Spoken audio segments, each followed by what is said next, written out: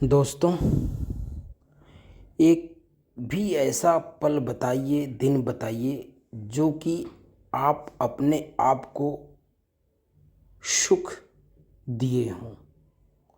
हर समय हर वक्त आप दूसरे को सुख देने की कोशिश में लगे हुए हैं।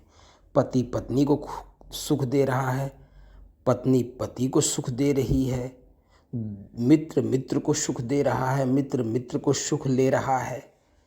लेकिन कभी ऐसा सोचा, कभी ऐसा किया कि अब जो आपको माने जो सुख आप अपने आप को दिए हों, जो आपको चाहिए वो आप अपने आप को दिए?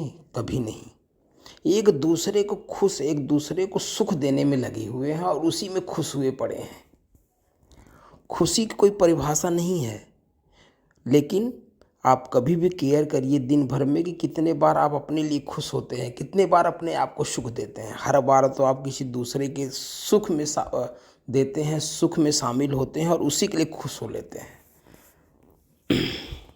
तो अपने आप को सुख दीजिए और दूसरे के सुख को भी लीजिए। हमें पता ही नहीं कि अपने आप को सुख देना क्या होता है, क्या सुख है अपने आप का। अपने आप को हमने कभी सुख दिया ही नहीं तो पता कहाँ से होगा क्या हम चाहते हैं, क्या वैसा दे पा रहे हैं अपने आप को। सुख का जो परिभाषा है दूसरे से जुड़ा हुआ है, दूसरे के सुख में ही अपना सुख है। एक बहुत मज़ेदार समाज बन गया है जिस समाज में अपने आप को सुख नहीं दे रहा है, दूसरे को ही सुख खुश रखने में लगा हुआ है। सुख नहीं दे पा रहा है अपने आप को कभी भी, और जहाँ पे अपने आप को सुख नहीं दे पा रहा है वहाँ बड़े मज़ेदार की बात है कि दूसरे को सुख दिए पड़े हैं। बताइए, अपने आप को सुख ही नहीं दिए हैं और दूसरे को सुख दे रहे हैं।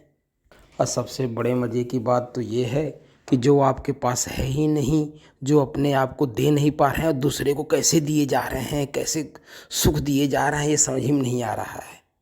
बड़ा परेशान है दिल कि कैसे अपने आप को सुख नहीं दिए, दूसरे को सुख दे रहे हैं।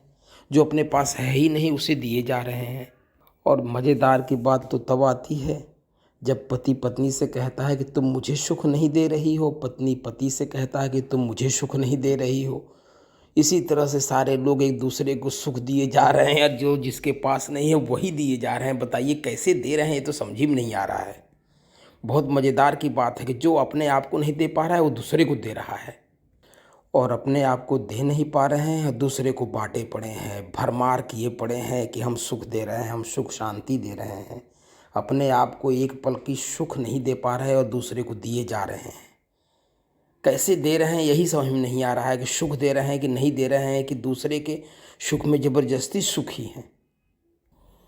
हमेशा स्मरण रहिए, अपने आप को देंगे तो दूसरे को देने की ज़रूरत नहीं पड़ेगी।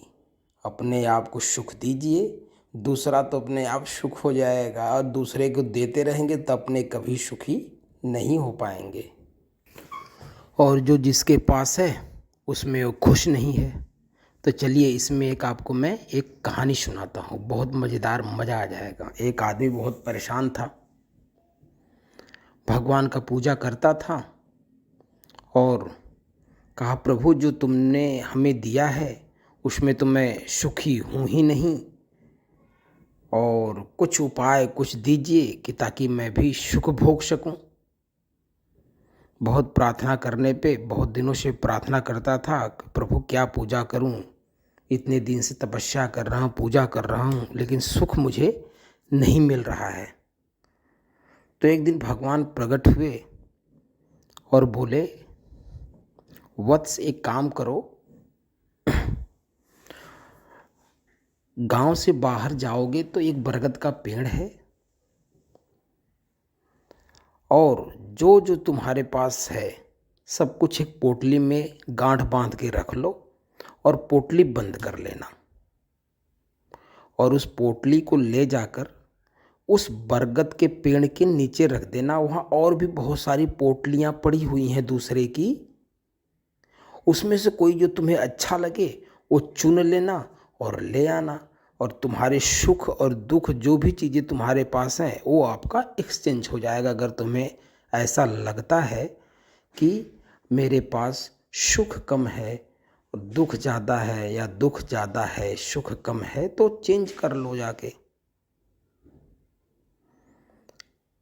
आदमी बहुत खुश हुआ, कह रही यार ऐसा हो जाएगा तो बहुत मज़ा आ जाएगा। अपना सब चीज़ का लिख के पोटली बनाया और एक पोटली भर ली जितनी चीज़ें थीं, और जाके पोटली लेके बरगद के पास देख गया।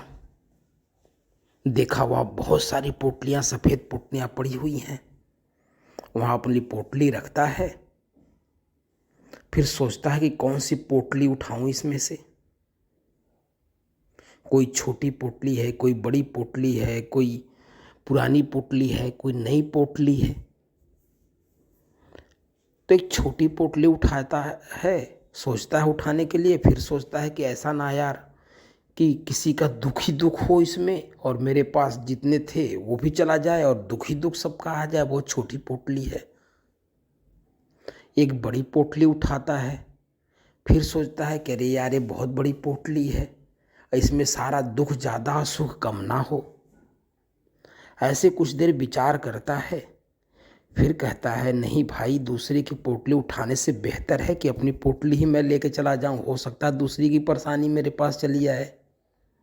तो भगवान उसके ऊपर बहुत हंसते हैं और कहते हैं तुमने डिसीजन बहुत सही लिया। दूसरे का सुख और दूसरे का दुख तुम्हें दिखाई तो देता है, लेकिन अपना सुख और अपना दुख, अपना सुख तुम्हें नहीं दिखाई देता, दूसरे का सुख तुम्हें दिखाई देता है। तो दूसरे के सुख से आप परेशान ना हो, जो आपके पास है वो सबसे बेहतर है। उसका आनंद लीजिए जीवन का, और ज़िंदगी आनंदमय जीजिए। Thank you so much.